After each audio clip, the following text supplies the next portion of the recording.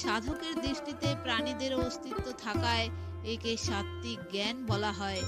তার দৃষ্টিতে যদি প্রাণীদের অস্তিত্ব না থাকে, শুধুমাত্র এক অবিনাশী সত্তাই থাকে, তবে সেইটি হলো গুণাতীত তত্ত্বজ্ঞান। এই অবিনাশী সত্তা সর্বত্র সমরূপে বিরাজমান।